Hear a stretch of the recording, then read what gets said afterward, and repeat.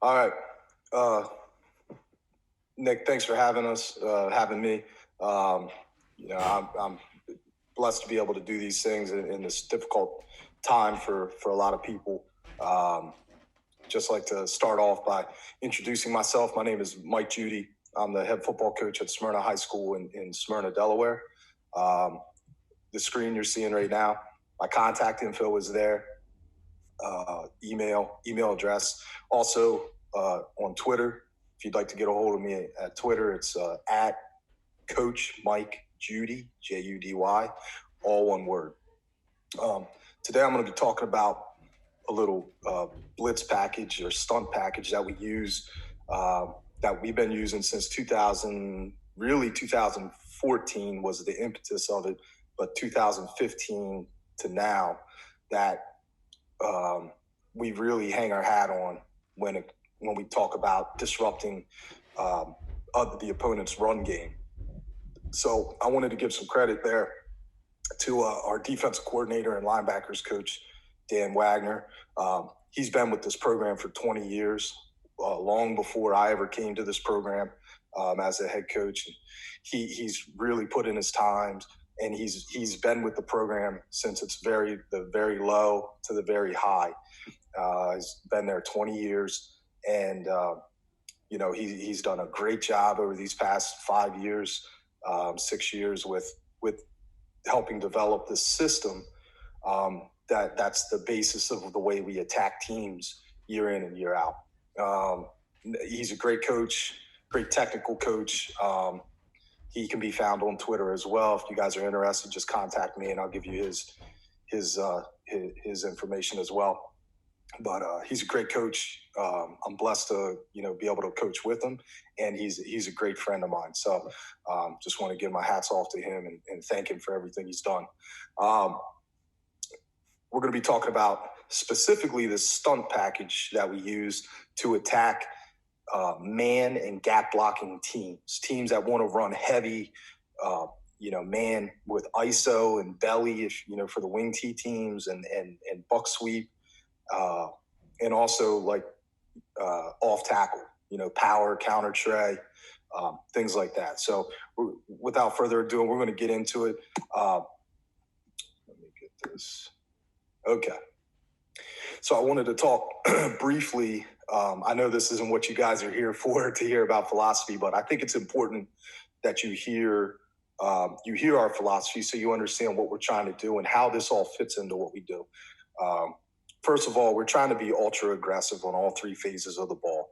Offensively, we're a 4 and 5 wide team. We never use a tight end in our base packages. We never use a fullback in our base packages. We're 2x2, 3x1, 4x1 quads, variations of that, and empty 3x2. One back in the gun or the pistol, and we're going to run the ball. We're going to sling the ball around. We can hurry up. We can hurry up, no huddle, or we can no huddle and take our time. It's really, it's just a matter of what we need to do. Ultra aggressive. We don't punt a lot, at all. We go for 2-point conversions all the time. So we're ultra aggressive offensively. You have to be ultra aggressive defensively. It just doesn't make sense to be a bend but don't break defense if you're going to be going for the jugular on offense all the time, because when your offense is so dominant, the clock is your friend and the clock is your enemy.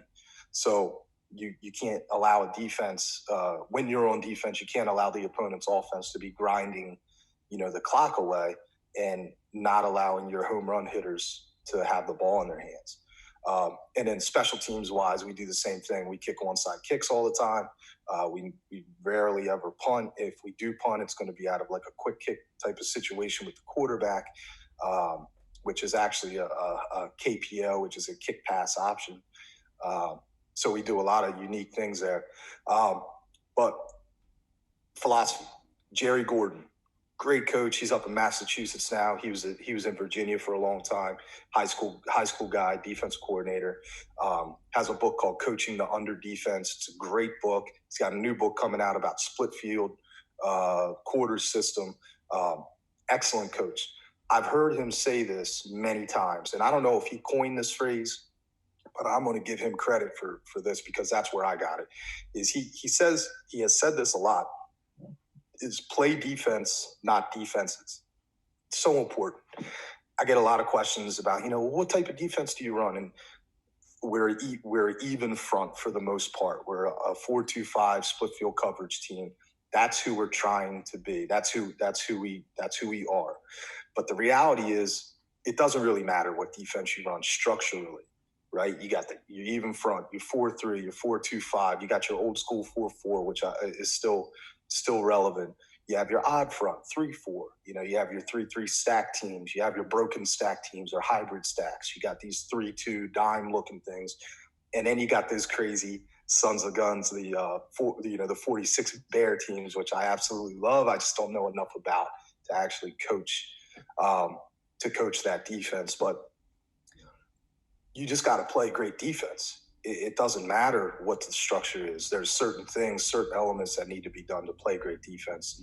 And so what we're going to talk about today is applicable to all those things, all those structures. You can do it out of all these structures. You just got to make it your own. But for us personally, we're a 4-2-5 in thought and fit. I cut my teeth in it. I played offensive line in college. We played our college, Wesley College, under Coach Mike Drass, had one of the top 3 defenses in the nation at all levels against the run. He was a Miami 4-3 guy. So the first time I really saw good defense was at practice. And those guys were tough. If you gained a yard in inside run and inside drill, like, we were happy, and we were a dominant offense. Those guys got after it. So the way I problem solve, the way I fit things in my head really come from an even front 4-3 mentality. But we're a 4-2-5 in thought and fit, but we're definitely adaptable in our personnel. This past season, we had one of the best defensive years that I've had at the school. And we had switched over to an odd structure due to lack of linemen. So I think you need to be flexible in high school because, in public school in Delaware, you can't go out and recruit kids you can't go out and recruit a 3 technique. So you got to be willing to kind of, to be flexible there. No matter what front we present, which we do play with multiple fronts, sliding the even front over to an odd, sliding the odd front over to an even. We're fitting like an even front at all times. We're going to have 4 gaps immediately filled and pressured with people, whether we're in an odd front or not. And that's just our basic defense. I'm a split field quarters guy. I'm a defensive back coach. I went from O-line in college to coaching D-backs in high school. Did it out of sheer necessity, lack of coaches in the area that I could hire when I started it. So that's kind of what I learned and what made sense to me. So we base out of the quarters, but we play a lot of man. It kind of goes along with that real aggressive mentality is, we're going to line up. Excuse me. We're going to line up and we might be in press. We might be in off, but there's going to be some man-to-man coverage. We're going to roll to it, disguise it sometimes. Sometimes we'll just show it and get in your face, don't really care. And, hey, we're going to have extra eyes into the run game, and you're going to have to chuck 9 balls. And I'm okay with that. All right. That's the type of game I want to get into. If we're going to get into a game where we're going to be high pressure and try to make some good things happen defensively, and you connect on 9 balls, it might be a track meet, but I'm okay with that. But we're not going to die a slow death out there. I promise you that. We do dabble with some 1 high coverages. The best thing I could tell you about the way we do it has to do with part 5 on this slide being complex in appearance and simple in rule, is that we try to have as many crossover techniques as possible. So we play cover 0, inside leverage man. We also play cover 1, which you'll have a rat in the hole or a post player, but always have that post player in our cover 1. Most cover 1 teams and people that understand cover 1 know that your leverage might change, right? You might be outside and funneling, or outside and trailing and undercutting in true cover one versus cover zero being inside leverage. We don't change that. We don't mess around with that at all. We just go inside leverage. We teach our cover guys to cover with one type of man leverage, which is inside.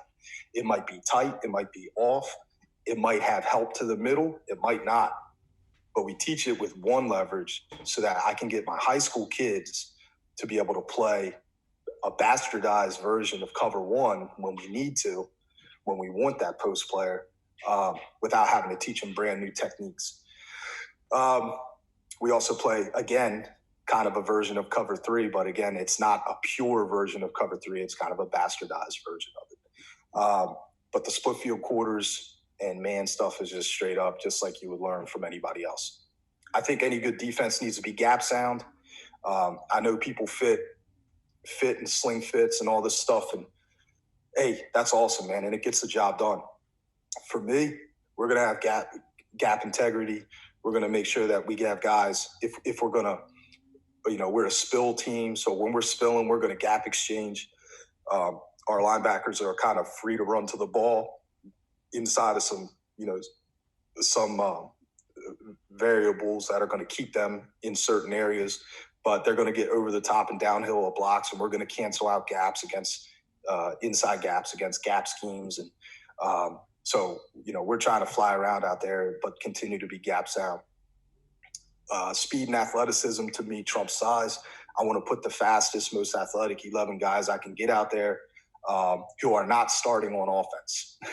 We're a two platoon system. So, and we load up offensive skill positions because, offense, when we have the ball on offense, we dictate when the stud, the best player on the field, gets to touch the ball. If that kid is playing cornerback on defense against a wing T team who only runs waggle or three-step, they can dictate that they never throw to that kid. They never throw to the kid that's being defended by my stud. And it basically has him running around for, an entire half of the game. And I don't like that.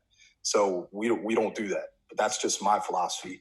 And then, like I said, we're complex in appearance. It looks like we do a ton of stuff, which we do. We do a lot of stuff, but we're very simple in rules, which kind of plays into the idea of having a system. Let's see here. All right. Last thing, when I got hired for this job, when I was being hired during the interview process, excuse me, I did a 7-year study on playoff teams in our area. This team, prior to 2014 was a perennial doormat. It had a great, head coach was a great guy, really stressed important things from a character building perspective. They just weren't winning games. So we set out when we got this job to try to, how are we going to make this team a winner, make this program a winner? So we set out to become a playoff team, first and foremost. We hadn't sniffed the playoffs since the early 2000s, about a 15-year drought. So we did a study. I'm an analytical guy, I like numbers. A lot of these numbers and percentages and stuff jumped out. But the one thing that jumped out the most to me was that the perennial powerhouses, the ones in our state that make it to the playoffs year after year or win a state championship, they scored the ball on the ground 3 times as much as they did in the air. So it was a 3-to-1 ratio of rushing touchdowns to passing touchdowns for the offenses of these playoff teams. So at first you would think, oh, well, shoot, we got to run the ball to win. I didn't let it dictate the way we play offense. The idea behind it was, what do we got to do to beat these teams when we see them? Because we're going to start scheduling these teams and we got to find a way to beat them. So if they're rushing the ball and scoring 3-to-1 ratio of run to pass touchdowns, there was one obvious thing we had to do, and that's stop the run. So we set out to be ultra aggressive and stop the run, which led to this kind of blitz system, stunt system that we run and we hang our hat on for the last 5 years. There's a couple things we're looking at to determine whether we're going to use this concept a lot or sparingly against an opponent. We tend to use this concept I'm going to be talking about today against 2+ running back teams. So I formation, power I, double wing, wing T, straight T, wishbone, teams that are going to try to line up and run the ball down your throat. We're going to be living in this package for much of the night. Against one-back teams who are spreading it out and doing some other things, we will use these stunts, but they will be sparingly and they will be adjusted so that we can still cover out. So when we're looking at an opponent, I've been working with Dan, the defense coordinator, for a long time, and these are just 4 things that kind of come up. At first, when we first kind of got going, these were like actual questions we were asking each other. But now these are just given. This is like the stuff, when we come together, this is the stuff we want to know after watching film and film study. So number 1, who are these guys? Is the teams will show you 1 back, 0 back, 2+ backs, 1 team, all, on a game film, they'll show all this stuff. The reality is that's not who they are. Who are they? What are they really trying to do? What are they living in?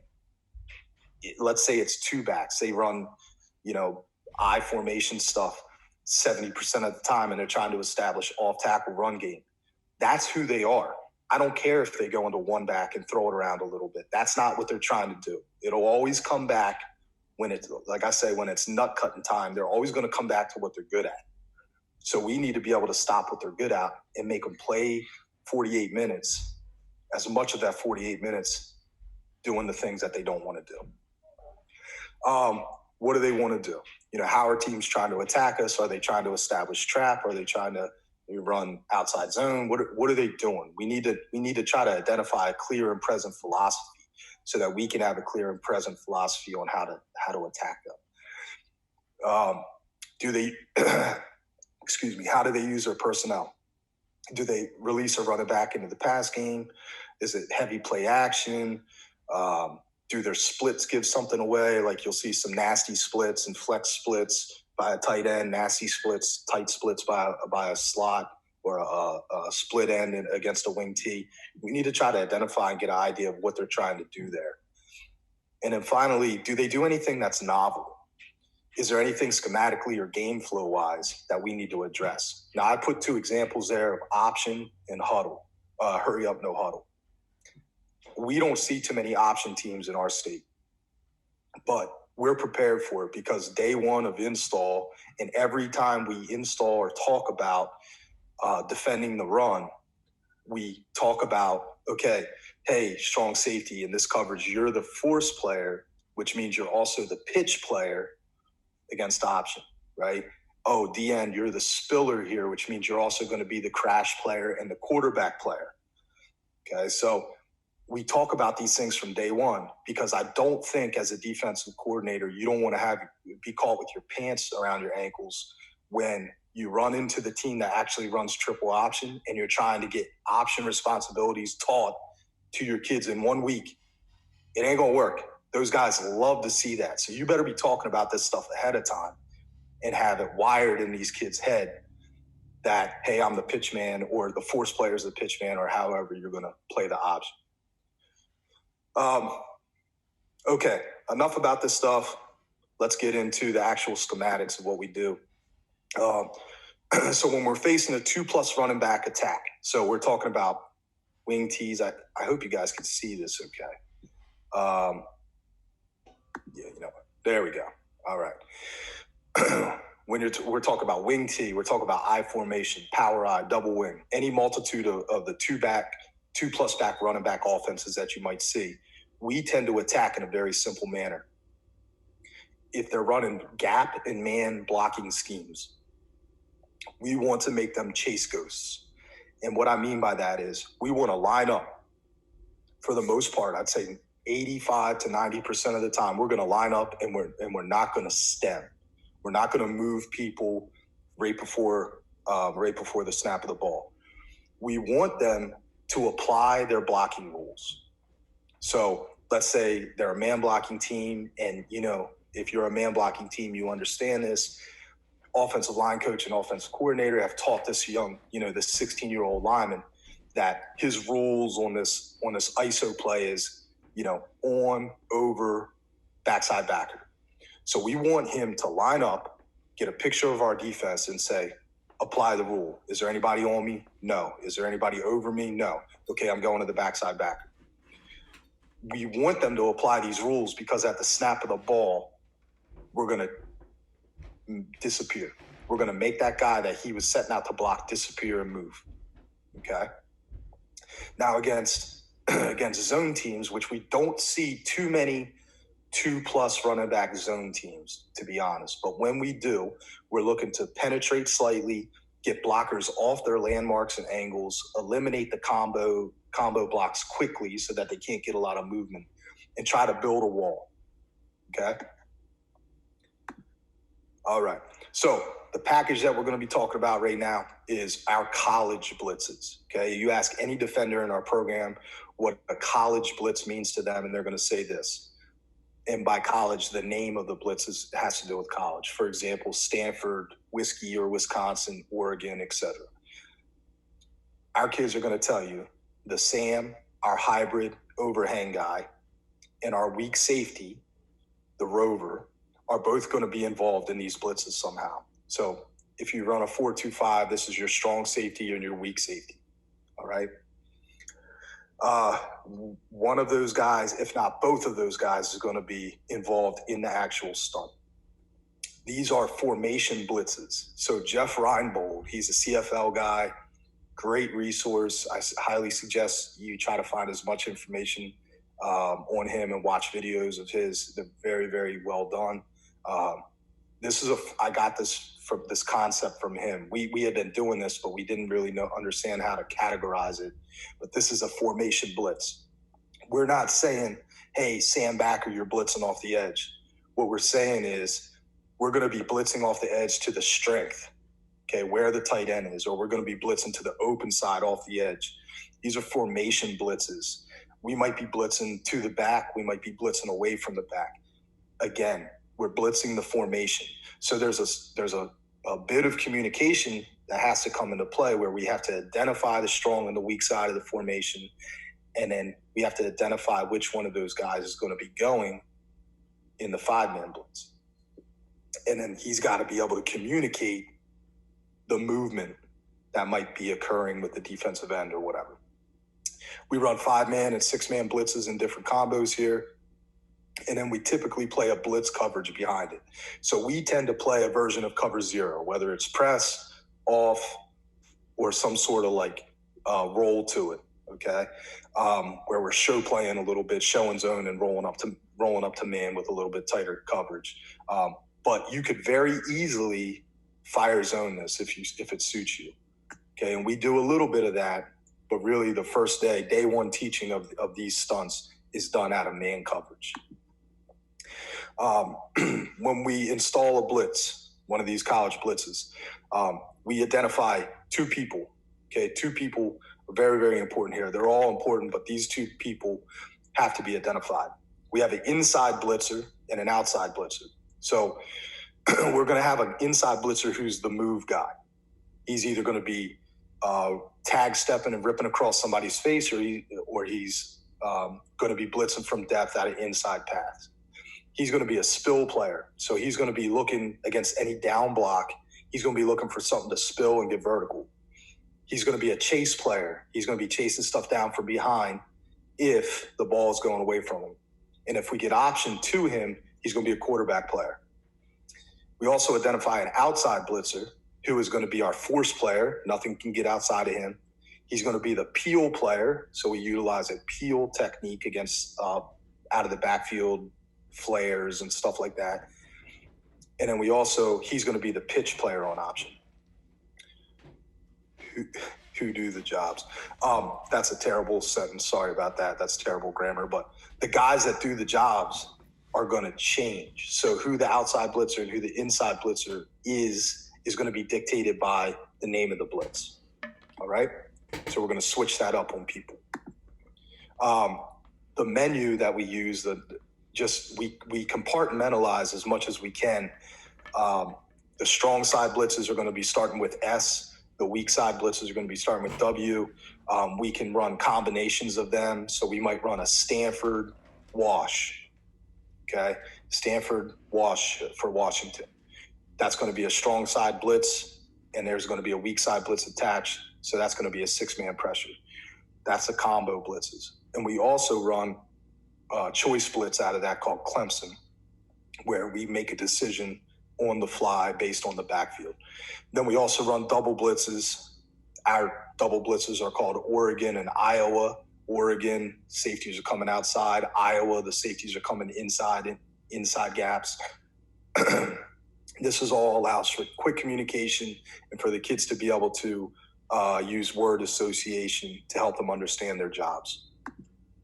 All right, let me do this. I'm going to walk you through some things, telestrating here with on the slide, and then we're going to, we'll show you a couple different slides here, and then we're going to bust over to huddle and get that thing going.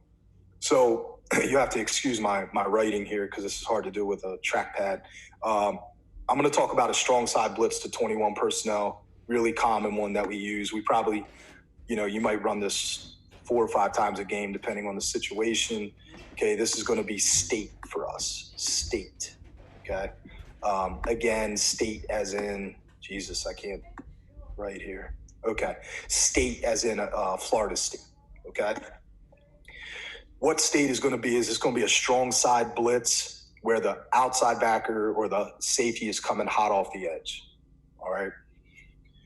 We're in a base over front, but when we run these college blitzes, we like to play with what we call a heavy 9 technique. So that's this defensive end here. I know you guys have probably heard of heavy 5 techniques. And by heavy, the kid's going to be reading and reacting and may line up outside but close off an inside gap depending on the block he gets. We do that with a tight end. That's what we call a heavy 9 technique here. So the sandbacker is going to be coming hot off the edge. He's going to be blitzing with an angle, okay, for the deepest, the upfield shoulder of the deepest back. That's going to be his angle. He's going to be our force player. He's going to be pitch player on option, and he's also going to be the peel player. So if we get a running back flare out of the backfield, he's going to peel and go play it, okay? That's what peel means to us. Very important because we don't want these linebackers to have to come out of the box and go cover people. I mean, just look at the leverage there. Who's got an easier time going to cover that bubble or that flare? It's going to be the sandbacker, the outside blitzer. So again, this is state. We're going to be bringing this guy hot off the edge. He's the peel player. The next man inside is going to be our inside blitzer. He's going to be the spill chase player. Now, we train these guys to attack the V of the neck of that tight end, and we're going to read his block. So there's two actions that are going to cause a reaction by us, the defender. The first one is going to be a base block. If this tight end applies his man blocking rule, let's say this is ISO coming strong here, okay? ISO coming strong. The tight end is going to apply his rule and is probably going to try to base block the defensive end out, okay? So he gets a base block. We're attacking the V of the neck. He's a heavy 9 technique, inside blitzer. So his job here is if he gets a base block, he's going to cross the face of this tight end and get on a crash path, okay? A chase spill path. He's going to cross his face if he gets a base block, all right? And he's looking to wrong arm the first wrong colored jersey that comes to him, all right? Essentially, this is closing off C gap to the tight end side. Now, the other action that we're going to get here is a down block, all right? If we get a down block by this tight end, we're going to be attacking the V of the neck, obviously. That down block is going to happen. We're going to come right off the butt, scraping paint off the tight end's backside on a crash path. Again, looking to spill the first wrong color jersey we see. So I'm going to use this and say this is going to be power O. Okay, fullback coming to kick the defensive end. What we need to do is we're going to go old school here. Okay, we're not going to dent him like Don Brown's technique at University of Michigan, where we hit him real heavy. We actually are going to dip and rip and get up and under this kid. Now, the number one job here is to take your outside arm and you're going to rip it through this kid's inside arm or rip it through his nose, his inside nostril. And then the key here is to get vertical. Okay, the way this has really, really helped us. This has been a development for us over these past couple of years. We want to get vertical. When we first started doing this, okay, we were wrong arming, and we ended up getting washed down in here. Okay, so we wanted to avoid that. But the second reason we did, besides not wanting to get washed, is we didn't want to just like go 1-for-1 with a blocker, right? We didn't want to sacrifice this kid just to take out an inside gap without having the ability to make a play. What's the running back going to do if a kid spills? He's most likely going to bounce it or possibility of winding it back. So we wanted the ability to wrong arm and get vertical so that we could really start to build that wall and force that ball to bounce to our unblocked man. The second reason we do this is because we can get 2-for-1s. So this guy's job, the inside blitzer's job on state, is very important, is that he's not just going to try to wrong arm. He's going to wrong arm and get vertical against any down block. And if they're running power O, okay, which is he's going to be working up to that one of these backers. He's going to be working inside, but oftentimes he cuts off, and you'll see this on film, he cuts off the second blocker. So now nobody is going to be blocking one of these inside linebackers as well. Now, again, I've got plenty of film clips of this. Now, that's state. Okay, that's state. So I'm just going to draw it as if he's going to be inside and he's outside. That is state for us. You run this a couple times against these man and gap blocking teams, and they start to understand, okay, this is what's going to happen. The end's going to rip inside, try to come off our butt or rip inside of a base block. So they start to make adjustments. Okay. The companion to this is what we call Stanford. So I'm not even going to attempt to write that out.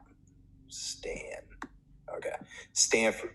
All we're doing in state and Stanford, they're like two companions, is we're flip-flopping our rules. We're flip-flopping our jobs, I should say.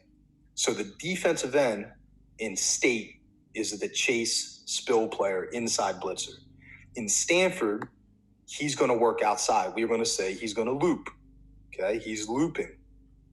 He's now going to attack wider in the upfield shoulder of the back. He's going to be the force player. He's going to be the pitch player on option, and he's going to also be the peel player. Now, coaches, I know right now you're probably thinking like, well, I don't really want my DN covering a running back out of the backfield. Listen, have faith in your kids. Don't give the other guys too much credit. You're pressuring. Okay, you're pressuring. These kids love to peel. It's their opportunity. You know, our 250-pound, 230-pound DN stud is looking forward to that. Like, please, God, let me peel and have them try to throw a flare screen. I'm going to take it to the house, right? They love this stuff. So, like, don't be afraid to kind of hang them out there and let them make a play. With that said, okay, since he's the outside blitzer, force player, peel player, that means our Sam backer or our strong side safety here is going to be the inside player. So he's going to allow the DN to take a tag step and work outside. Usually the timing of it you'll see on film is about one step. Then he's going to come hard off his butt into this gap. And he's going to be applying the same rules that the defensive end did, but he's going to be applying it to the tackle. Okay? So let me just draw this, get this out of the way. So the Sam, the inside blitzer, is going to be working this man. Two actions that could cause a reaction by us. First one is a base block. Just like the defensive end, if we get a base block, we're going to rip inside and stay on our crash path. Okay? Looking to spill. If we get a down block or a double team, He's working through this gap. He's going to be free, and he's looking to wrong arm the first wrong color jersey he sees. Again, with the intentions of getting vertical, ripping, wrong arming, and getting vertical. Trying to create a 2-for-1 if they got two pullers in a gap scheme. Okay. Let me switch over here to next slide. Okay, wing T. Okay. Against a wing T team, again, I got some clips coming up of this. Let's say this wing T team is a heavy belly team. They like to run belly to the weak side, okay, or fullback lead or whatever you guys call it. Different types of blocking schemes here. Man blocking now. So let's say they're going to run a cross block. Okay, tackle's going to block down, guard's going to pull and short trap. Let's apply these rules. Let's say we're running a weak side blitz now. So our weak side blitz, let's say this is a wash. Wash is Washington. We're going to be bringing this kid hot off the edge, and our inside blitzer is now this defensive end. Okay, he's attacking to the weak side when we don't have a tight end. We're going to make a call. We're going to make a call. Our rover is going to make this call. Let's say it is rip. He's going to say rip, rip, rip. The defensive end is going to rip across the face of the tackle the best he can. So in a down block scenario, he's not going to beat the tackle across his face. What he's going to be doing is working to that inside gap. Let me clear this drawing up. Here's the down block. He's going to be working to the inside gap, and he's going to be looking to spill and wrong arm the first wrong color he sees. Oftentimes in these little cross block scenarios, okay, he rips and gets vertical, and he ends up being in B gap. Okay, the lead back has two options we see a lot here. Most of the time he gets kind of caught up in this wash because, again, this is a man blocking team. They line up, we line up. They look at the defense and apply their rule. They see this bubble here, this lead back, who's really a running back, is saying, I'm just running through that hole full speed, and I'm going to try to blow this kid up. Okay, our DN ends up ripping inside, causing a big pile up. This kid gets caught in the wash. The second thing that we see happens a lot is this kid, if they know that this is going to happen, they have a feeling this is going to happen, they start to work outside. That's fine too. Okay, that means nobody's going to be blocking our will linebacker here. Okay, so same rules apply to the weak side. We're going to run a wash. We're going to rip this kid across his face, bring this kid hot off the edge. Same rules as the Stanford. Or we might run what we call a whiskey, which is going to be, he's going to be the outside blitzer.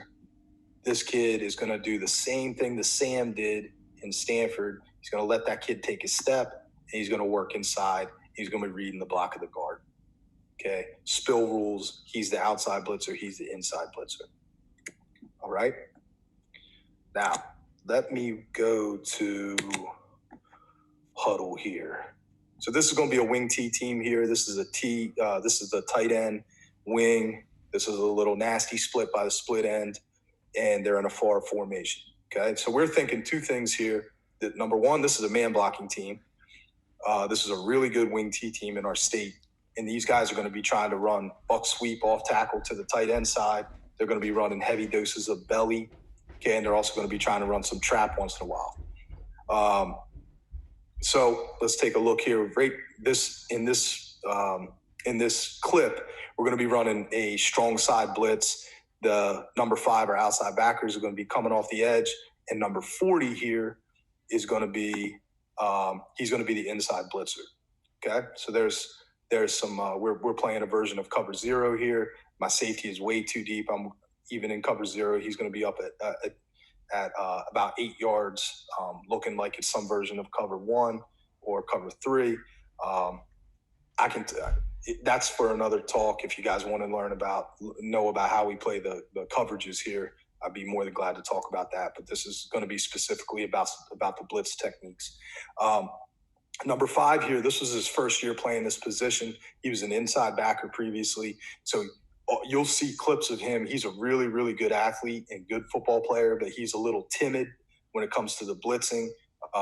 He did end up with about 7 or 8 sacks this year, but he still was a little timid for my taste. But number 40 here did an unbelievable job at wrong arming and being the inside blitzer. So these guys are going to be trying to run buck sweep to our screen here. Okay. So I want you to watch number 40, this defensive end. Excuse me. Watch this defensive end here. Watch the way he gets a 2-for-1 here. Boom. He's now cut off. He's wrong armed the first puller and tried to get vertical, which cut off the second puller. Nobody is blocking number 5. Okay, they're trying to run off tackle and nobody is blocking them. You can't ask for more than a one-on-one in the hole with a defender and a running back as a D coordinator. Now, if we go back and look at it, he's a little timid, and our inside linebacker here is a stud. He kind of runs through this wing, all right, makes the play in the backfield. So again, that is a state for us. Great job by number 40. You're going to see this as like number 40's highlight reel, to be honest. He did a phenomenal job for us this year. Okay, this next one I want you to watch is this wrong arm. We're going to bring this is going to be another state blitz. So here's the tight end. They're in an over formation. This is the eye. Even in the pistol, we're treating it like it's the eye, pistol, gun. It doesn't mean anything to us. It's the number of backs in the backfield, type of personnel they're playing. We're going to get number 40 here is in that heavy 9 technique. All right. He's going to be attacking via the neck of his tight end and reading that block. Two actions can cause 2 reactions by us. Number 5's coming hot off the edge, and number 5 is the pitch player, force player. So let's take a look at it. Okay, there's a great look here. Watch number 40. Okay, he attacks it via the neck. It disappears. He starts working down, eyes inside, looking for something to wrong arm. Okay, I'll do this in slow motion. Eyes inside. He's going to wrong arm that thing. Okay, he's going to wrong arm that thing. Now, number 5 is unblocked. Okay, which is a great situation. Our linebacker here did a terrible job of going underneath of a down block. Okay, that's something that we stress very highly is don't go under a down block, go over a down block. Because as you can see, if this kid doesn't make the tackle, there's a huge running lane here. Okay, so I don't like the inside linebacker there, but again, that doesn't have anything to do with this stunt. He just did a poor job of playing the blocks the way we want him to. All right, I love 40 getting vertical there, making it bounce. Again, number 1's a stud. He's going to make plays like that. But you better believe you got chewed out in the film room. Okay. So, again, number 40, I want you to watch. This is actually going to be a play away from him. But I want you to watch how he doesn't know whether it's coming to him or going away. This is a state blitz. Again, this is hot off the edge to the tight end side. They actually end up running something to the weak side here. Excuse me. Watch number 40's reaction to this block and the way that he gets vertical against this backside seal. He wrong arms it, gets vertical. Okay. Now he doesn't know. Again, he doesn't know where the play's going. He's just doing his job. And I think that's a phenomenal job by him. All right. Away from the play. Let me see. Let me skip this one. Okay. This is from a couple years ago. This is going to be this is number 21 is our rover. Okay. We changed the way we set the strength, where we set the SAM, where we set the rover, depending on what we're trying to get done. This is a scenario where we set the SAM to the passing strength and we set the rover to the weak side. We actually have a Stanford. So this is going to be that change blitz where number 21, the rover, is going to come inside and be the inside blitzer. And I believe it's another number 40 here is going to be the force player, loop player. So let's take a look. Number 21 whiffs here, but you can watch how this blitz lane opens up. Okay, slow motion. All right, 21's looking to read a block. Okay, 21 comes inside and he's going to be on a crash path. He's looking for the guard. There it is. So he wrong arms the guard. He actually doesn't even make contact with him, and he gets vertical. Okay, he cuts off the second puller. Now in buck sweep, if you guys know about wing T, this first puller is going to be looking to kick something out. The second puller is going to be looking to wrap. Okay, wrap, and the running back's going to be following that wrapper. We end up cutting off the second puller, and nobody's able to block somebody front side. So let's look at it again. Boom. All right. There you go. So we end up getting some run through there, which is great. Oh, okay. All right. This is what I'm talking about with chasing ghosts. So this is 4th and 5, midfield. We don't call these blitzes necessarily when we're trying to get pressure from a passing game perspective. This is really a run stunt for us. 4th and 5, middle of the field. This is the semifinals. This is a semifinal playoff game from a couple years ago. This team had a tendency on midfield to run some draw, some trap, run this athletic quarterback who's really good. So we were going to bring pressure here. We were treating this like it's two backs. So we're bringing a strong side pressure here. All right. It looks like it's going to be a state. So we're going to get 28 is going to be heavy. Is going to be a heavy technique. If the tight end tries to block him or block out, he's going to rip inside.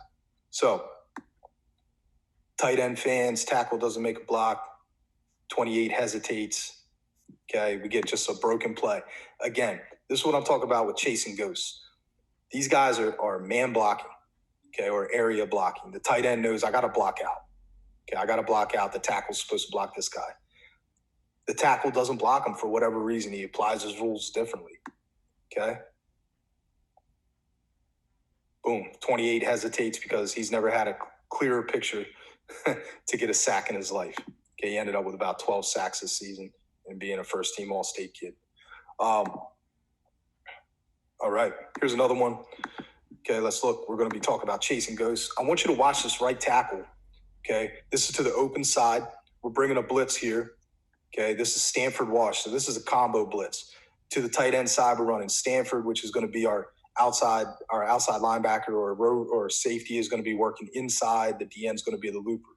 To the weak side, we're running Wash, which is going to be the defensive end is going to be a dedicated rip technique across the face of the DN to get into B gap. And then we're going to be bringing the safety hot off the edge. I want you to watch the right tackle here and watch how he applies his man rule to a guy that is lining up outside of him, but disappearing inside at the snap of the ball. Okay, watch the right tackle. That whole edge collapses because the kid just applies his rule. 51, who's a good football player, applies the rule that their coach has been teaching him since he was, a 14-year-old to apply in that big varsity game. And here it is. Here's the time. He knows his rule. He knows his steps, and whole side collapses. Okay, pressure on the naked. We get it. All right. This is Oregon, so we're going to be bringing pressure from both edges, outside pressure from both edges. I want you to watch this. This is not a heavy technique. That's a misprint here. This is a dedicated rip to the open side. Watch this defensive end who's in a stand-up position. Watch him rip across the face into B gap and watch how he collapses this edge, and allows number 3, our rover here, to make a play in the backfield. Collapses the edge. All right, he's able to get in there. All right, one more time. There you go. All right. So this is going to be another, again, number 40. He's going to get a heavy technique. Watch his reaction. This again, I'm spending a lot of time on the DNs because it's probably the most important thing about making this thing go is we're trying to gum up their man blocking schemes. So this is a wing T team that dabbles in the power I. Okay, so they're going to be man blocking or gap blocking. So we know this, so we're applying our rules. So this is going to be an Oregon. We're actually bringing heat off of both sides. This is going to be a dedicated inside rip to the weak side. He's going to be in our heavy 9, reading the block of the tight end. Okay, so let's watch it. Slow motion. He blocks out. 40 rips inside. Okay, C gap is now closed off. All right, if we watch it again, watch it in full speed motion. Watch the back hesitate because he's trying to find a hole while the edge is collapsing and nobody's blocking number 5.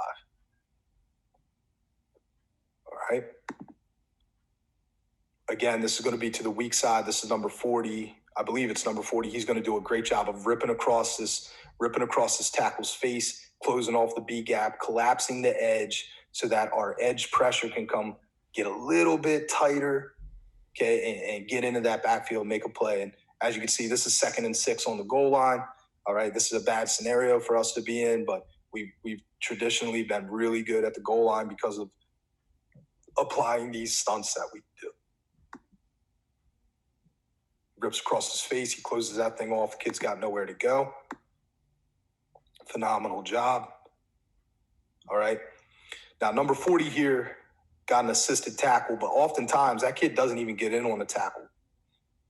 We call this making the play without making the play. That kid made this play happen without necessarily getting the stat. Now, he was lucky enough to get an assisted tackle here. Oftentimes, he doesn't get in on the tackle, but he makes this play happen. So the people in the stands don't see the work that these kids do, but you best believe in the film room, we're talking it up. We're clapping it up for him. He did a great job. He may even get like a Dude of the Week t-shirt, all right, for making a great play at the goal line. All right, number 3 gets all the glory, but number 40 here was a guy that made this happen, okay, and a great call by our defense coordinator. All right, this is going to be actually a fire zone. Again, we're running kind of a bastardized version of a one-high defense here, all right? And we're still going to bring some pressure. Now, this is going to be against option. Number 88 here is going to be there's no blitz to this side, okay? So our defensive ends in our system are going to be spill players until they're told not to, all right? So he's going to be a quarterback player against option. So he's attacking via the neck of the tackle, and if he gets a down block, he should be looking to spill or attack the quarterback in option. He kind of slow plays it. Here is our strong or weak safety, who is going to be the force player. He's the pitch player in option. You can kind of see how this all unfolds. Up top, we're running a Stanford. So this kid, this outside linebacker is going to be on the crash path. He's coming inside. He's going to be chasing. I want you to pay attention to the way that he chases this ball down, what it looks like when plays going away from you, how he chases the heels of the offensive lineman. He's not coming flying up the field. He's chasing. Okay, so let's watch this full speed. Okay, 88 hesitates a little bit there. I don't like that. But again, we want him to pitch the ball, but I want that kid to get hit in the mouth too. So he did a decent job, but we need to hit that kid. Let's watch it again. Force player widens. He starts to attack the pitch. All right, they try to block the force, which is fine. Good pursuit. Again, look where 22 is. Look where 22 is. He is flowing to the ball. Heels of the D lineman. Boom. I would have liked to see him come a little flatter there so he could get that hit. But good pursuit. Guys getting off blocks. All right. Little linebacker getting mugged here. No call as usual. Hell, hold. Jesus. All right. Now, this is a great clip here. We're actually running a change blitz here, Stanford, where the number 5 is going to be working inside. The outside linebacker here is going to be the inside blitzer, and our defensive end has been told audibly to be a looper, to be a force player, to be a boxer. He's going to box any trap instead of spill it. Okay, we're going to watch a great job boxing a trap and how it opens up the blitz lane for number 5 and make the play. Okay, so watch number 40 here. He boxes it. He does a nice job there. All right, and as you can see, number 5 and company make the play on the trap. Okay, again, if you look, this is a wing T team, kind of a wing T team. They're kind of like, they kind of run everything, but they're a run-heavy team. I don't care if they're in 2x2 spread. That's not who they are. This is a run-heavy team. We're going to be running our gap and man attacking blitzes against this team because that's who they are. So, yes, we're covered out. Yes, there's a lot of room out here if they ran bubble. That's not what they do. That's not what they major in. We don't fear that. We're going to rally and make the play. All right? I wish this kid was a little bit tighter. He's a junior Olympian in the 200, but he wasn't a football player. He was a track kid. Okay, but he was fast as heck. If he would have been playing at about 7-8 yards somewhere over this kid, I would have liked it a lot better. But again, watch number 40, the defensive end's technique here. Boom. Okay, force that ball to the unblocked player. All right, now, the infamous peel everybody's fearful of when they're first dabbling with this. Coaches, don't be fearful. Don't be fearful. Teach them what to do and let them do it. Don't give the other team too much credit. Okay, this defensive end here, number 40, again, is going to be in the looper, the outside blitzing position. He's going to be working outside here. He's going to be force player. He's pitch player on option, and he's also the peel player. So if anything looks suspicious and crosses his nose to the outside, he's going to jump it. We didn't know they were going to run screen here. Watch what he does. He does a tremendous job. See how he feels that? He obviously felt that running back, so he grabs it. That's what peeling is. Sometimes it might not be running with the kid. It's just grabbing the kid, mugging him. He grabs it. Now the pressure here, they end up blocking number 5, who's our designed pressure. When they work to block him, we actually started messing with this year, and it actually was a phenomenal addition to what we do. Is if we get past, we're going to key blitz. Okay, key blitz. So he's keying this back. This back stays up in what looks like protection. So this linebacker's coming. He comes from depth. It's a key blitz. Okay. If this guy were to run a route, okay, it's going to go to the peel. He's probably going to key blitz there. All right. So they got us. They catch us blitzing. We actually are bringing 6 guys here. They got us, but the peel technique shuts down the screen, and the linebacker gets a free run on the quarterback. This is one of 12 sacks we had against this team on this evening. 12 sacks. All right, this is a big play in a state championship game. This is 2017. Yes, 2017. So what we have dialed up here is Oregon. So we have an outside blitz. Okay, here is our tight end. So this is going to be a heavy 9. This is a tight end. This is a heavy 9. Actually, this is the weak side. So we call this kid the strength. So this kid is actually in a 5 or a 6-eye technique. He's going to be an inside player. This kid's going to be the heavy 9. If he gets a base block, he's going to work inside. All right. These 2 kids have peel on any back. So these guys did a really nice job here of calling a play to take advantage of our pressure. They knew we were going to pressure when they got in these double tight situations. So they're going to leak this kid, who's a Division I safety. They're going to leak their best player out. And it's a real easy play for this team to make if we don't cover it. So we're going to watch the peel by 21. Okay, watch him attack. Oh, there it is. He peels it. Quarterback is made to hold on. All right. Now backside, let me look backside here, talk you through this. Okay, they got enough guys. They have enough guys to block our 3. So they got 3, we got 3.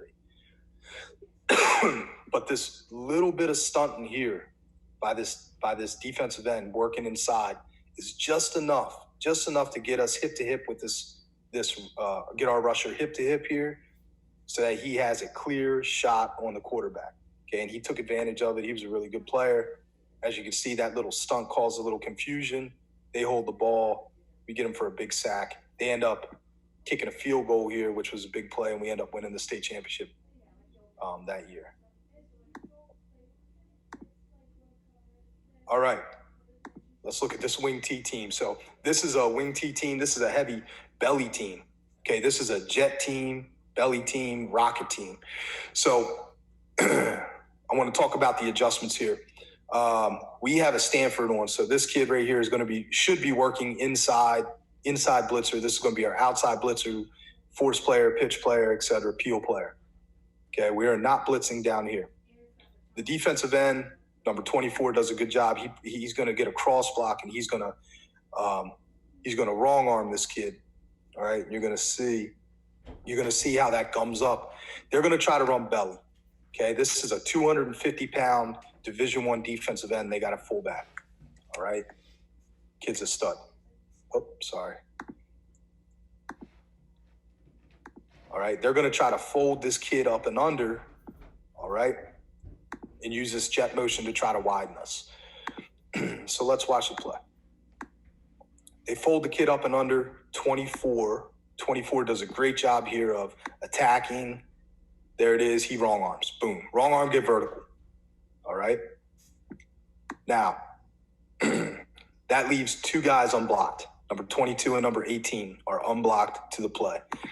Sometimes, gentlemen, the scheme is great, but maybe their Jimmy is a lot better than your Joe or a lot bigger, and he ends up running two of your guys over. But, you know, that's the game, man.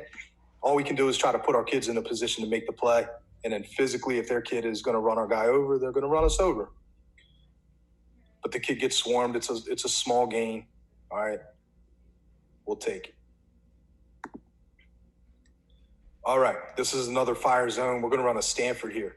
Now, we are grossly misaligned to this tackle over. This is a four-man surface. We should have bumped everything over. Number 88 has recognized that he is to the blitz side. Number 20 has him in a loose 9 or in a heavy 9 technique. So we have a huge bubble here. Despite that gap that isn't being covered and we're not aligned properly, this is a man blocking team. And they're trying to run off tackle. And you will see how we allow them to use their rules, apply their rules, and then make them chase ghosts. So this stuff that we're talking about is a lot like judo and martial arts. Let them do what they're trying to do and use it against them. Use their momentum against them, just like judo. Okay? So let's watch. Number 88's a looper. All right. Now, we whiff. There's a lot of space in there. There shouldn't be that extra gap in there had we aligned properly. I don't know what 24 is thinking here, but we whiff. There's a lot of room there. That kid, really good. He hits the hole hard. Okay. The trapper, this is going to be some sort of long trap. So this backside guard is pulling and looking to trap. And you can tell that he applied his rule because he's not looking to trap the first thing that crosses his face. He's looking to trap 88. So you can see as the play goes how he chases 88. 88's widening, 22 whiffs. This linebacker is a pretty good player. He goes over the top and downhill, thumps the kid. Watch this kid getting mugged here. No call, of course. Gets clotheslined. All right. So you can tell, even in a bad situation like we're in here with a misalignment, because we're forcing them to apply their rule and then make them chase ghosts, we're able to get free hitters to the ball. Okay. All right. This couple more here. This is going to be another wing T team. This is actually several clips from the same teams over the past 5 years. This is that blue and gold team we've seen in the past. Not the first one, but the other one that was a jet rocket team. We're going to be running a Stanford up top. Again, chasing ghosts. Okay, chasing ghosts. Wing T teams are going to try to apply a rule. Okay, this tight end's being taught gap down backer on a buck sweep. Okay, or whatever. So he's going to apply his rule. We're lining up in a 9 technique, and then we have a heavy 9, and we have a ghost 9 outside of him. He's working down. That paints a very good picture for us. It paints a very clear picture for us by allowing him to block down.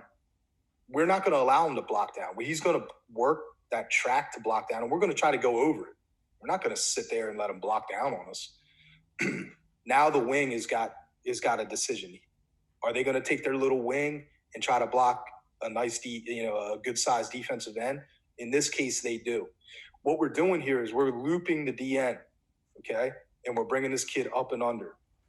All right, this is that Stanford for us. All right. What this does, watch the wing.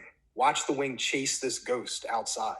He takes a step because he's been told, again, since he was a freshman football player at this school, down block on buck sweep, down block on buck sweep. So he goes down and the kid disappears.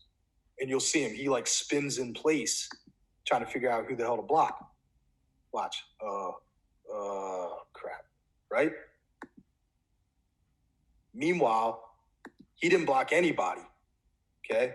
Once again, number one, buries himself. That's bad in our system, even though he's a stud and he blows through people. We don't want him doing that. We want him going over the top of that block. We want him going over the top of that down block. A better reaction is watch number 22 get over the top of this reach. Okay, that's what we want to happen over these down blocks too. All right? We're trying to spill and chase stuff down with our athleticism. Right? And it helps when you got, the kids that are really good at their job inside. 66 and 45 here, monsters. Watch the second guard get cut off. Big old cluster up there. All right, they just know where to run. Okay, nowhere to run. As you can tell, we're in sort of man coverage here. All right. Okay. Watch at the end. Watch his wrong arm technique. All right, that's a great example. He falls off the block or falls off the tackle a little bit, but okay. So he's got it. He's in a heavy 9. He's reading this block. If he gets a base block, he's going to rip inside. If he gets a down block, he's going to come off the scrape paint off his butt, looking to chase him wrong arm. Okay, so let's kind of watch what goes on here. All right, so he gets an out block. He rips inside. Again, watch the tight end try to apply his rule. Okay, I got on, over, outside. Hey, there's my guy. There's my guy. He takes his steps. He's gone. This is what we're talking about with chasing ghosts. Again, coaches, don't be afraid to try this stuff. Make it your own. Figure out how you want to apply this, but don't just blitz into stuff just to blitz into stuff. Be thoughtful. Okay, use their blocking rules against them. It's not hard to figure out blocking rules. We've been coaching and playing. I'm 40 years old. Been coaching and playing football since I was 10 years old. So for 30 years, I played in an offense like this. I played in that offense. That was a rule man blocking system. I'm sure you did too if you're an older coach for sure. All right, you young guys might not have ever played in that. You guys might have had your teeth cut in a zone offense. Apply these rules and use them against them. Okay, judo, use their momentum against them. All right, this is a good powerhouse team out of Wilmington, Northern Delaware. This is a powerhouse team. They play all over the country. They went out to Steubenville, Ohio a couple years ago and beat them on their homecoming. This team's no joke. They got guys in the NFL. And they're going to run the ball. They're going to run off tackle. They're going to jam it down your throat. And if you don't have an answer to this stuff, it's going to be a long night. And I'm talking 400-plus yards rushing and 7 touchdowns, which we've lived through against these guys before, okay, in an absolute track meet of a game that was 76-56. We lost. It was a track meet. It was crazy, okay? And we weren't doing this well. We weren't doing this well. In this game, we beat these guys by 20. Okay, shut their run down.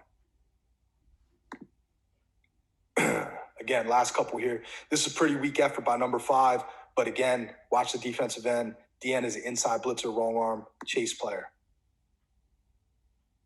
All right. Now, he hesitated a little bit there. I think he saw something flash. Okay, again, force that ball to cut back. Force that ball to bounce or cut back. Don't let them run where they want to run. Make that ball go sideways. All right, that's the idea behind a spill defense. All right. Again, Nick, thanks for having me on. Fellas, listen, feel free to contact me about anything. If you saw something that you like or the idea behind it or you want to talk more, man, I'm open. I'll give you whatever you need, whatever you want to talk about, anything. And even if it doesn't have to do with this, you just want to talk football. I'm a football junkie, much like most of you if you're watching this. And I really appreciate Nick hosting this and all you guys that are going to tune in during this tough time. I just want to leave you with this. There's a couple things really, really important to me. Listen, man, we as a program in our 6 years have won 3 state championships, 3 back to back. Okay. So we've seen very low and we've been very high. We've been to the top of the mountain. We've been to the bottom of the mountain. At the end of the day, it doesn't really matter. those teams that won those state championships will be forever enshrined in our town. They're heroes. But the reality is, this game is bigger than that. It's not about, like, the wins and losses are going to come, and a lot of that is dictated on your talent. Run a system, number one. Run a system that you can run year after year with good talent or bad talent, you can make work, okay? Run a system, number two, that you know how to coach, okay, that you know the ins and outs. So if you're looking to apply any of this stuff, make sure you dive into the details. Okay, I spent so much time talking about the dang inside blitzer, which is really just the defensive end, or the inside blitzer, the spiller in this package is so important, where just at the surface you might put all the emphasis on the outside blitzer as being the important man. The devil's in the details. Make sure you dive into those details. Third thing, man, make this thing about the kids no matter what. Okay, at the end of our careers, you know, they're going to talk about how many games we won, how many state championships. Yeah. But what's really important to me is that our kids leave our program. They had a great time. They had fun. Like, we try to have fun at practice. You know, we work really, really hard. We coach them really, really hard. But at the end of the day, man, they need to feel loved, and they need to feel like they have a role. And I'm talking your best player, top of the roster, to that player that, like, you're hoping you blow a team out so you can get on the field. All those kids need to feel loved, and they need to feel like they're a part of the program. You need to communicate that stuff with them every day, day in and day out, in season and out of season. So above all else, man, make it about the kids. It's so much more rewarding to be a football coach when it's really about the love and having good laughs and having a great time with the kids, something that they'll remember forever. Last thing, there's a lot going on in this world right now. All right. Just make sure you take care of yourself and take care of your family. Don't do anything that's, could jeopardize your status as a coach. If they're saying don't have workouts, man, don't host a workout. Okay. We're all going to be a little bit behind when this thing opens back up. Relax. You'll be okay. We're going to be fine. Everybody's going to be fine. Just do what you need to do right now. Okay. Keep it positive. And gentlemen, again, feel free to contact me for whatever you need. And Nick, once again, thanks a lot.